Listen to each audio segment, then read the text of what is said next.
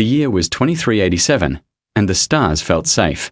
Humanity had spent over 200 years as a peaceful member of the Galactic Accord, a great union of alien species that stretched across hundreds of solar systems and thousands of worlds. In those 2 centuries, humans had built friendships with beings that looked nothing like them, creatures with 6 limbs, or no visible eyes, or skin that shimmered like wet glass in sunlight. They had shared their music with species that heard sound through vibrations in the ground beneath their feet. They had shared their medicine with worlds that had no word for it yet. They had sent their doctors to alien plague zones, their engineers to broken worlds, and their teachers to civilizations still learning how to read the stars. And in return, the galaxy had come to see humanity as something rare, a young species that actually, genuinely tried to be good. The Keth, one of the oldest civilizations in the Accord, had a word for humans that roughly translated to the open-handed ones. The Sorvani, who communicated through color changes across their wide flat bodies, had a special pattern they used only when speaking about humanity, a warm amber gold that meant something close to those who arrive without weapons drawn. Even the ancient Ulhari, who had existed so long they remembered when humanity's own sun was still being formed, had acknowledged that humans carried something most species lost after their first war. That something was hope, genuine, stubborn, almost irrational hope that the universe could be made better if enough people simply tried. It was, by most accounts, a beautiful thing. It was also, to some, a very tempting weakness. The Vreth Dominion had always looked at humanity the way a wolf looks at an open gate. The Vreth were tall and ash-grey and built for violence in a way that went all the way down to their bones and their history and every story they had ever told their young. Their civilization had never known a single year without war. Every planet under their control had once belonged to someone else, taken by force, held by force, and passed down through generations that had never known anything different. They had been members of the Galactic Accord for 60 years, and in all that time they had never truly believed in it. They sat through the diplomatic sessions and the peacekeeping summits and the endless human speeches about shared futures and mutual respect, and they took notes. Not about how to cooperate. About gaps. About blind spots in the armor of a species too kind for its own good.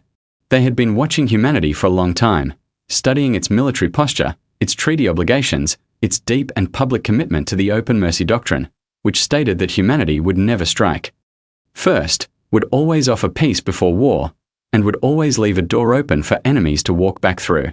The Vreth had looked at that doctrine from every angle, and they had decided that humanity's greatest quality, its mercy, was actually its most dangerous flaw. On the 14th of March, in the year 2387, they decided to prove it. It did not come as one attack. It came as 17, all fired at the exact same moment, across 6 different star systems, timed and coordinated with a precision that made it obvious this had been planned for years. Vreth warships dropped out of faster-than-light travel with no warning and no words. No demands were sent first. No ultimatums were issued. No final chance was given. There was only fire. Meridian Station was the first to go silent, a colony of 800,000 people known for its orange-tinted oceans and its great open universities where students from a dozen species came to study side by side. The Vreth fleet hit it so fast and so hard that the colony's emergency beacons barely had time to activate before the transmission towers were ash. New Carthage came next, a world of more than 2 million people, one of humanity's oldest and most beloved colonies, a place where families had lived for 6 unbroken generations in houses with gardens and children who had never once been afraid of the sky. The Vreth did not try to occupy it or take its resources. They burned it from orbit until the surface turned to glass. Then came Alara Prime and Voss Station and the colony ships near the Thresh Belt and the extraction platforms above Cordon, and 12 more human settlements that had names and histories and streets full of ordinary people who were simply living their lives when the warships appeared above them. In 72 hours, just 3 Earth days, 4,300,000,000 human beings were dead. The news reached Earth in fragments.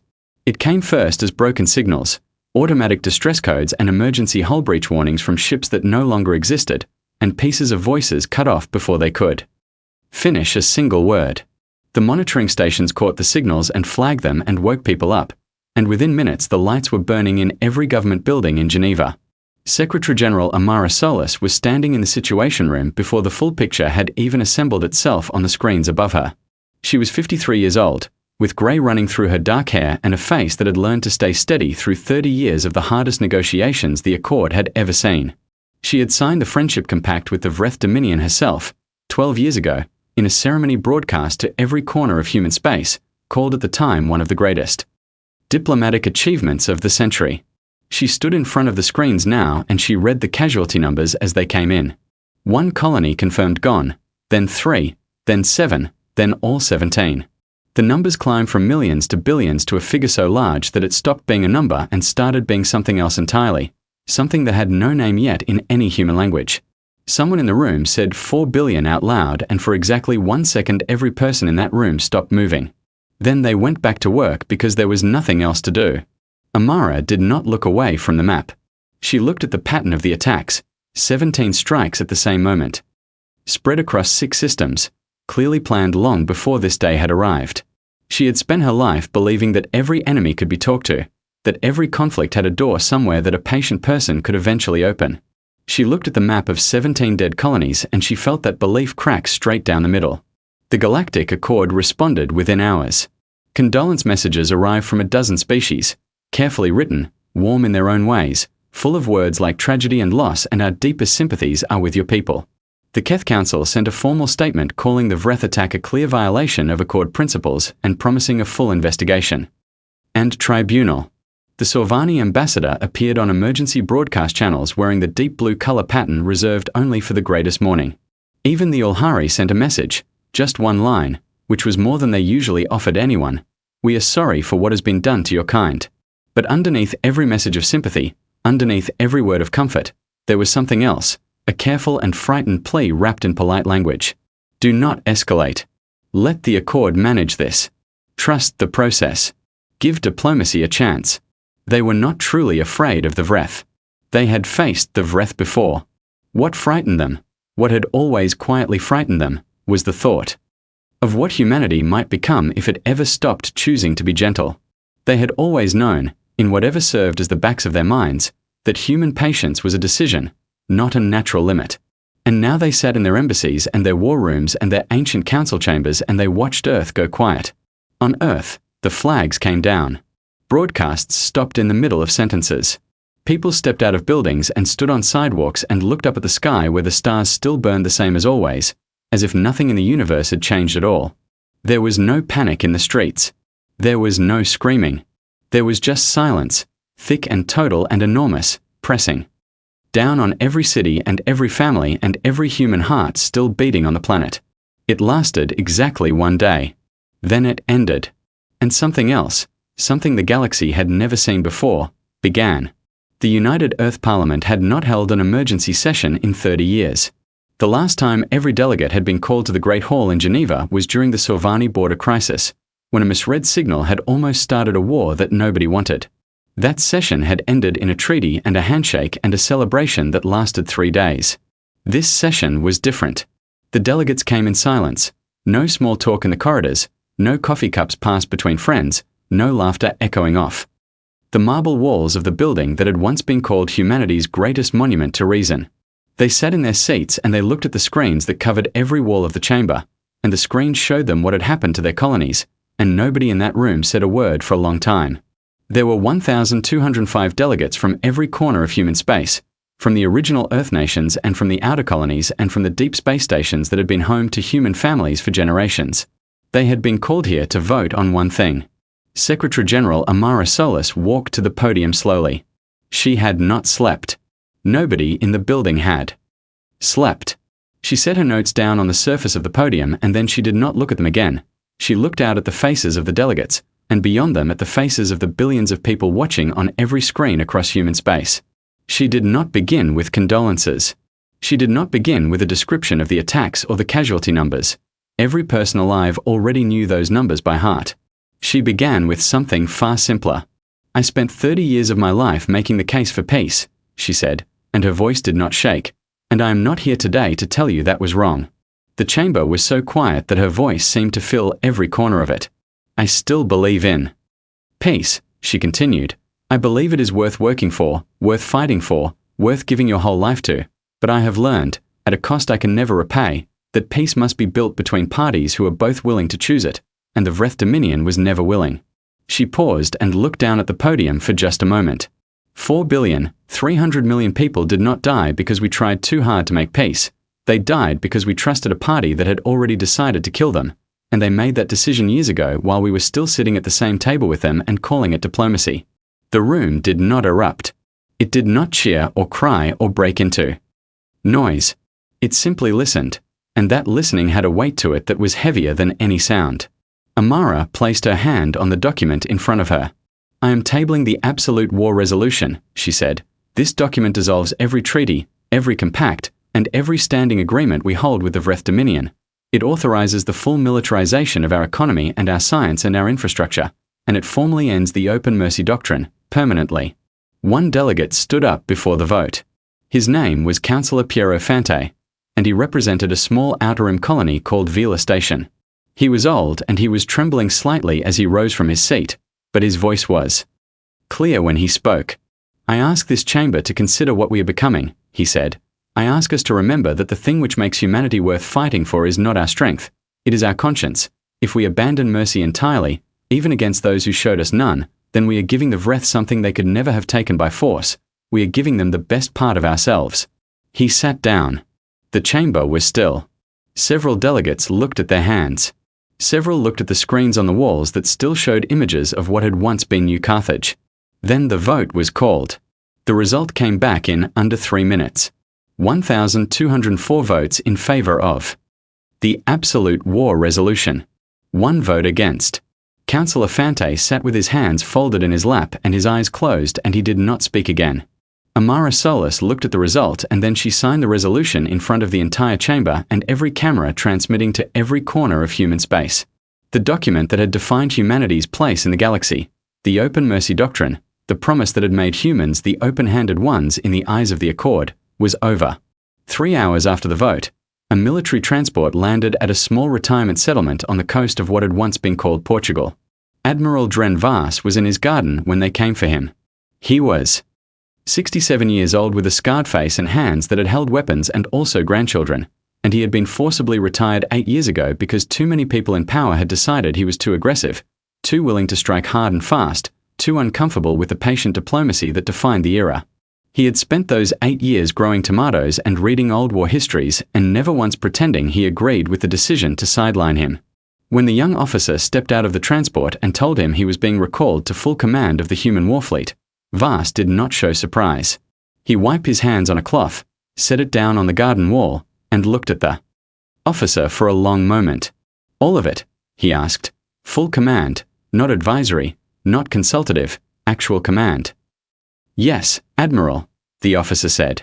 Vars nodded once and walked inside to get his coat. Within 48 hours of the resolution passing, the transformation of human space had already begun, and it moved with a speed that shocked even the people carrying it out. Shipyards that had been running at half capacity for decades were ordered to maximum production immediately. Every berth filled, every crew working around the clock in rotating shifts, new hulls going up faster than anyone had thought possible. Manufacturing planets that had been producing consumer goods and agricultural equipment were retooled. Assembly lines that had been making medical scanners 2 days ago were now producing weapon systems. Universities and research centers received a single executive communication that unlocked access to project archives that had been sealed for decades, research that had been quietly continued in the background but never formally approved, never funded openly, never meant to see daylight unless the worst happened. The worst had happened. Admiral Vars arrived at the Fleet Command Center on Luna and walked straight to the central war table without stopping for a briefing. He looked at the current state of the fleet, strong, well-maintained, but configured for deterrence and defense, the posture of a military that expected to be respected, not one that expected to attack. He studied the readiness reports for exactly 11 minutes. Then he looked up at the assembled officers around the table, senior commanders who had spent their careers in the peaceful era, people who were very good at their jobs and who had never fought a real war. "Everything changes now," he said, and his voice was calm and flat and completely certain. "We are not building a deterrent, we are building a weapon, and we are going to use it."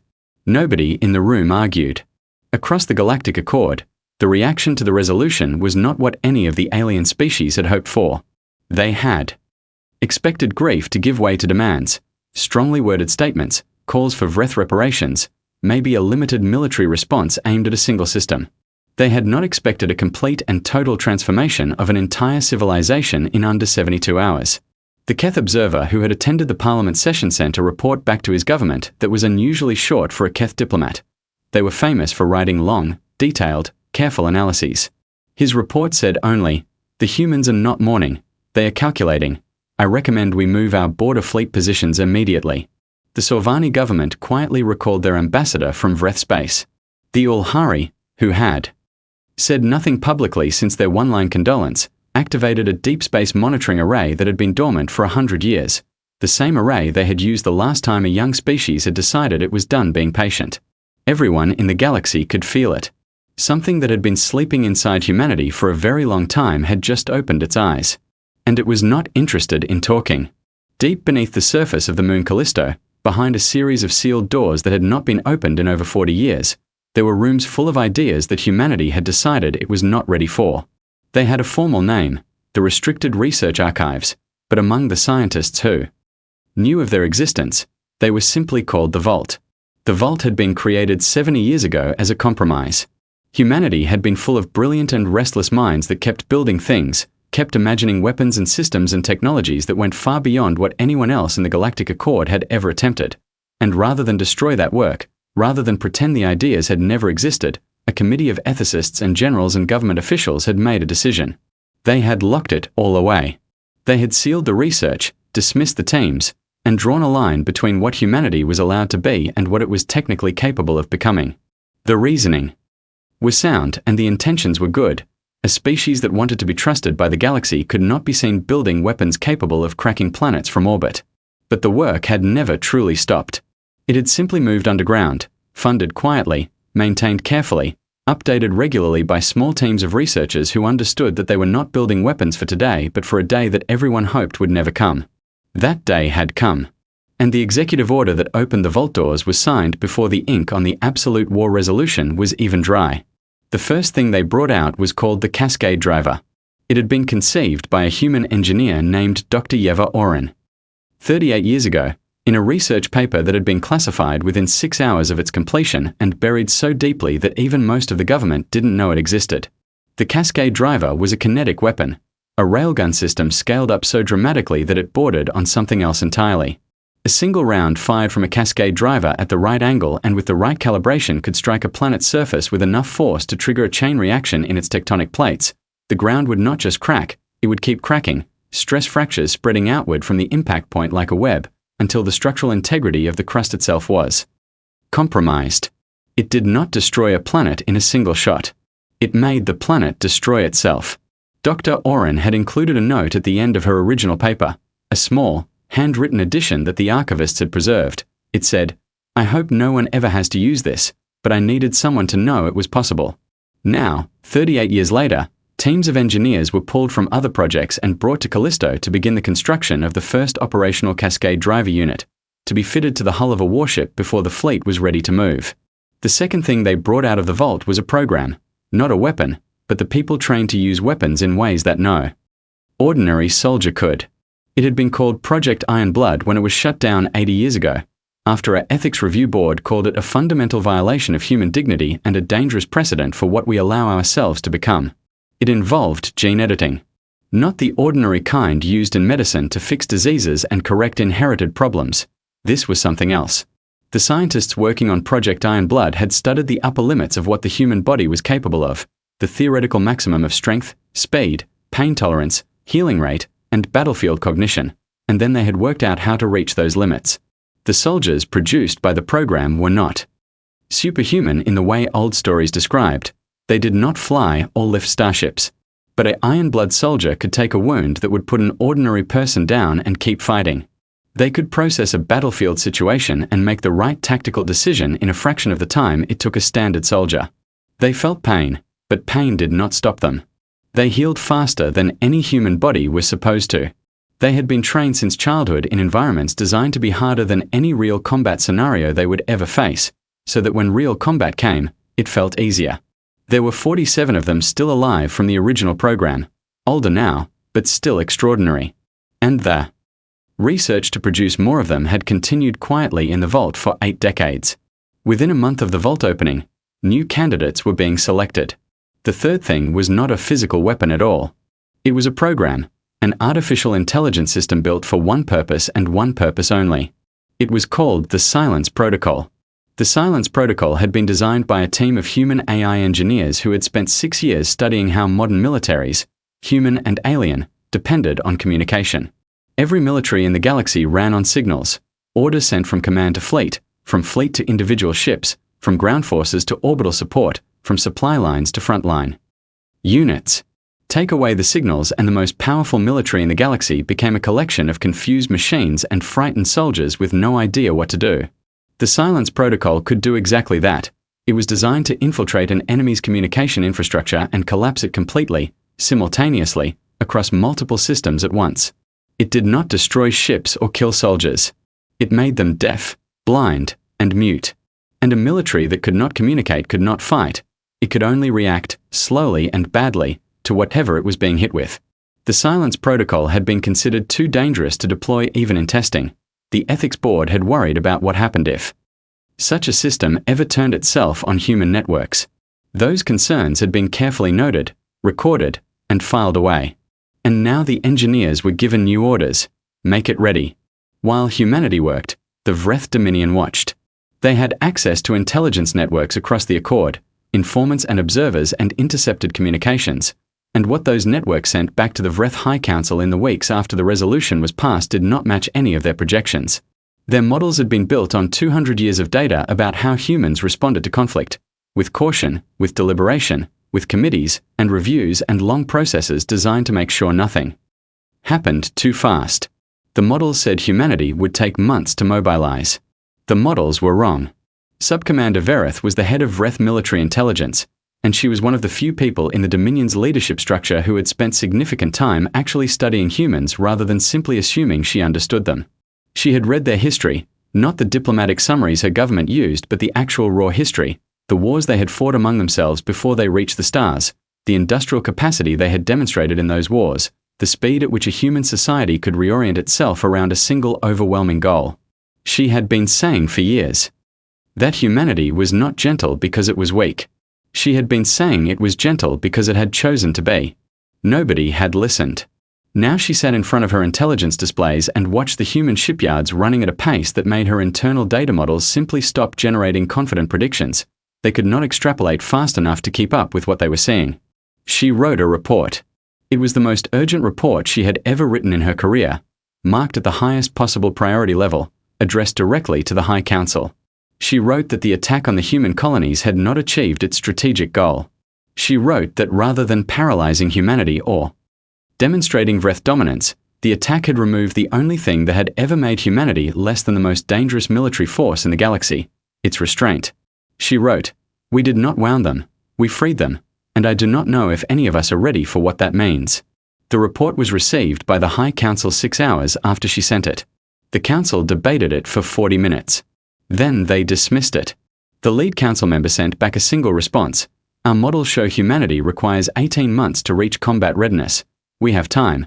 Focus on defensive positioning and stop writing frightening reports." Verith read the response. She read it twice. Then she began making quiet preparations of a very different kind, preparations that had nothing to do with Vreth defensive positioning. In the halls of the Galactic Accord, the other species had gone very quiet. There had been no new diplomatic initiatives, no proposals for peacekeeping missions, no offers to mediate between humanity and the Vreth.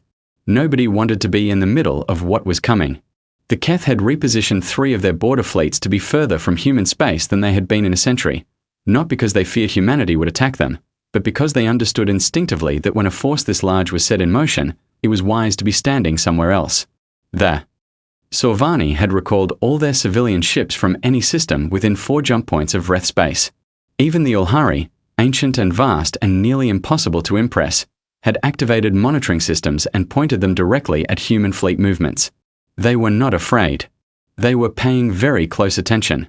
Because every species in the galaxy that had ever been young and angry and powerful had eventually made the choice that humanity was making right now, and every one of them knew what it looked like. It looked exactly like this. The human warfleet crossed the border into Vreth space on a Tuesday morning. There was no ceremony. There was no final diplomatic message to the Accord. No. public address, no statement of intent broadcast across the galaxy. Admiral Dren Vars had considered sending one and then decided against it. The Vreth had not sent humanity a warning before they burned 17 colonies, and he saw no reason to treat them with a courtesy they had not extended to 4 billion dead people.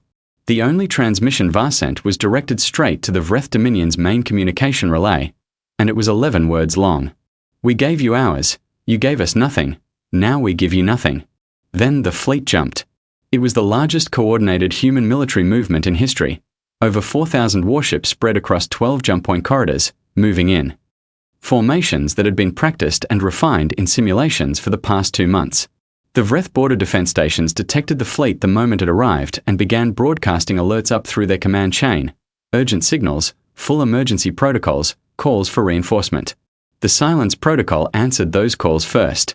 It had been active since 30 seconds before the fleet jumped, seeded quietly into the Vreth communication infrastructure by a small advance team of unmanned probe ships that had crossed the border 4 days earlier and drifted in dark, unlit, and undetected. When the Vreth border stations tried to send their alerts, the signals went nowhere. When the nearest Vreth Fleet Command Center tried to respond, it received nothing back. When individual ship commanders tried to contact each other, they got silence. The most advanced communication network in Vreth space had been there one moment and gone the next, and the soldiers and commanders inside that network had no idea why or what to do about it, and that confusion was exactly the point. The Vreth had 3 armadas positioned near the border, a defensive arrangement that their models had told them would be more than sufficient to slow any human advance long enough for the deeper fleets to mobilize and respond. In practice, those 3 armadas lasted 11 hours. The first armada encountered the human advance fleet and attempted a standard defensive formation, a wide spread designed to force the attackers to spread out and lose coordination. What it met instead was a human fleet that did not slow down, did not spread out, and did not engage in the long-range fire exchange that Vreth commanders expected. The human ships came in fast and close, inside the effective range of the Vreth long-range weapons, and then they stayed there, fighting at a range that favored the modifications Admiral Vars had ordered on the fleet's weapon systems. The first armada broke apart in 4 hours.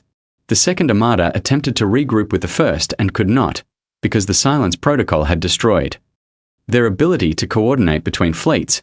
Individual commanders were making decisions based on what they could see directly around them, not on any overall picture. The human fleet hit the second armada from 3 directions simultaneously. It was gone in 3 hours. The third armada tried to retreat, a full organized withdrawal to a more defensible position further inside Vreth space, and the Ghost soldiers met them before they could finish the maneuver. The Ghost soldiers were deployed differently from any other unit in the fleet. They did not fight in open space. They were inserted directly onto enemy ships, fast insertion craft, small and almost impossible to track on standard sensors.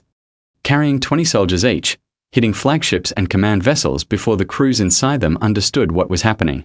A standard military boarding operation was loud and slow and dangerous for the boarding party, soldiers fighting room by room through a vessel full of armed defenders who knew the layout. A Ghost soldier operation was none of those things. They moved through ships the way water moved through cracks, finding the weak points, the maintenance corridors, the sections between combat zones where defenders were thin. They reached command centers and engine rooms and weapons control stations before most of the crew knew they were aboard. The third armada lost 16 flagships in 90 minutes, not to weapons fire from outside, but to teams of 20 soldiers who had simply walked to the bridge and taken it.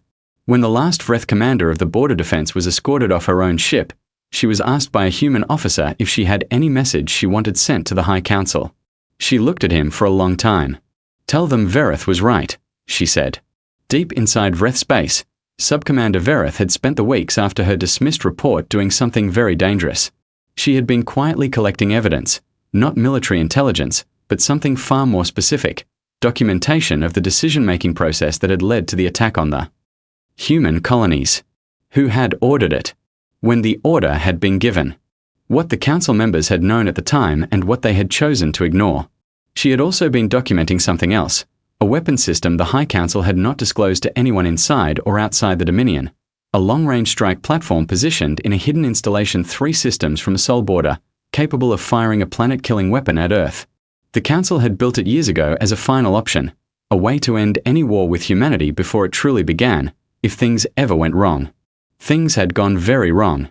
She did not know if the Council would use it. She knew that the fact that it existed meant she could not stay where she was. She packed what she needed in a single case, walked out of her office on a Tuesday evening, and did not come back. Getting to the human fleet was the hardest thing Verith had ever done. 3 border crossings, 2 false identities, a week hiding on a civilian freight ship moving between neutral systems. When she finally made contact with the outer edge of the human advance fleet, she was exhausted and cold and not at all sure they would listen to her before deciding she was a spy. They almost didn't. She was held in a secure room on a fleet support vessel for 16 hours, while human intelligence officers went over everything she had brought with them. Then Amara. Solus herself came to the ship. Solus had been serving as the civilian war advisor attached to the fleet command, present at every major strategic meeting, there to ensure that the war was won in a way that humanity could live with after. She walked into the secure room and sat down across the table from Verith and looked at her for a long moment without speaking. Verith said, "I know what you think of my people right now, and I am not here to ask you to think differently. I am here because there is a weapon pointed at your home planet and the people holding it are desperate enough to use it." Solus said, "Show me." The verification took 6 hours, cross-referencing the documents Verith had brought against intercepted signals, stellar cartography data, and 3 separate intelligence analyses. At the end of it, Admiral Vars stood in the situation room with Solus beside him and said, "It's real." The installation was 12 light hours from Sol, tucked behind a brown dwarf star, and the weapon inside it was already powered, not fired, but ready. Vars looked at the strike window and the fleet positioning and the calculations from his tactical team. He looked at Solus. 12 minutes, he said. It meant that from the moment the Vreth High Council gave the order to fire, the weapon would reach Sol in 12 minutes, and the human fleet had 12 minutes from the moment Vars gave his own order to reach the installation and destroy it. Solus said, "Do it." Vars gave the order.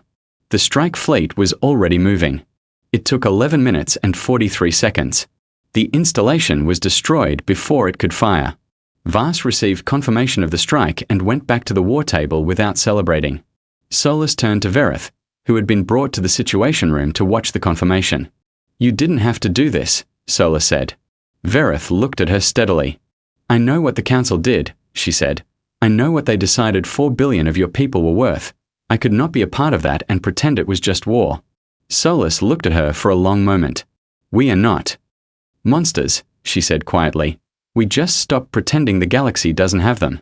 3 days later, the Vreth High Council sent a formal transmission to the Human Fleet Command.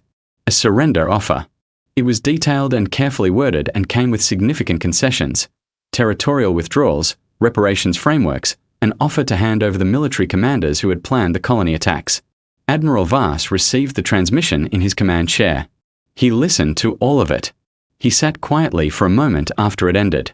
Then he opened a channel back to the Vreth Council frequency, and he spoke in a voice that was very calm and very flat and carried absolutely nothing that sounded like mercy. 17 colonies, he said. 31 inhabited worlds, 4,300,000,000 people, their names, their children, their houses, the food they were cooking when your ships appeared over them. He paused. "Tell me about mercy." He closed the channel. The war was not over. But the Vreth Dominion had just understood, for the first time and far too late, exactly what they had done. The Vreth Dominion did not fall in a single battle.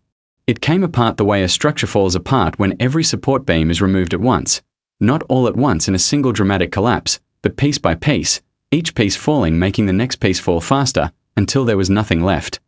That could be called a whole. The human fleet did not glass cities or burn populations the way the Vreth had done to New Carthage and Meridian Station. Admiral Vars had been given one instruction from Amara Solus before the campaign began, and it was the one instruction she would not bend on regardless of what he asked. "We take what we must take," she had told him. "We destroy what we must destroy, but we do not become what they are." Vars had not argued. Not because he agreed in his heart, but because he understood that the difference between what humanity was doing and what the Vreth had done could not be allowed to disappear, and Solus was the person in the room best equipped to hold that line. So the fleet had targeted military installations, command centers, weapons depots, and fleet positions, not civilian centers, not population worlds, not the ordinary people of the Dominion who had not voted for the council that ordered the massacre and in many cases had not even known it was coming. That distinction mattered. It mattered even when it was hard. It mattered especially when it was hard. The Vreth High Council formally surrendered 14 weeks after the fleet crossed the border. The surrender was not accepted by Admiral Vars alone.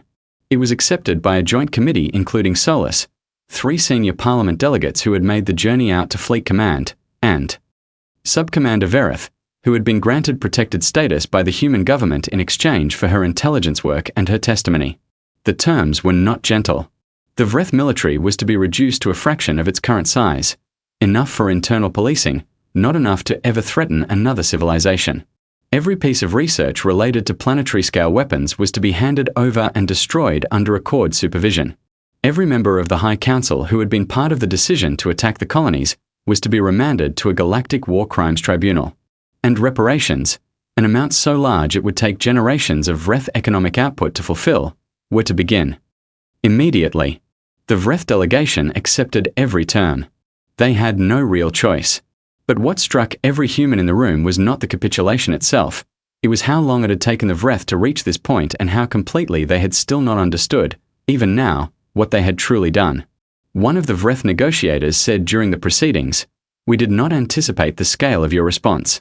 Solus looked at him from across the table for a long moment before she spoke. "We did not anticipate needing one," she said. The Galactic War Crimes Tribunal convened 6 months after the surrender, on a neutral station in the Keth home system. Humanity had insisted on the tribunal. There were voices, loud ones, many of them soldiers who had fought the campaign and lost people they knew, who said the council members deserved something faster and less formal than a trial. Vars himself had been one of those voices, privately, in meetings that were not recorded. But Solus had held the position every time it was challenged, and the Parliament had backed her, and the tribunal was established. "We believe in judgment," she said in the public statement explaining the decision. "We have not stopped believing in judgment. What we have stopped believing in is offering it for free." The trials lasted 8 months. Every member of the High Council who had authorized the attack was found guilty of crimes against sentient life on a mass scale. The sentences were long. None of them were death. Humanity could have demanded death and the Accord would likely not have stopped them. They chose not to. Not because they forgave. Because they were making a point about what kind of species they intended to remain, and the point required them to do the harder thing. The Galactic Accord convened a full session 3 weeks after the tribunal verdicts were delivered. It was the most attended session in the Accord's 400-year history. Every member species present, every seat filled, observation galleries packed with journalists and dignitaries from worlds that had no formal membership but had come to watch anyway. Something had shifted in the galaxy and everyone in that room could feel it. The elder species, the Keth, the Sorvani, the Ulhari, had always sat at the head of the Accord's proceedings. They still sat there. But they sat more carefully now. They chose their words more carefully. They looked at the human delegation differently than they had 2 years ago, not with disrespect, not with fear exactly, but with the particular attention you give to something you have realized you had fundamentally underestimated. Amara Solus stood at the podium. She looked older than she had before the war.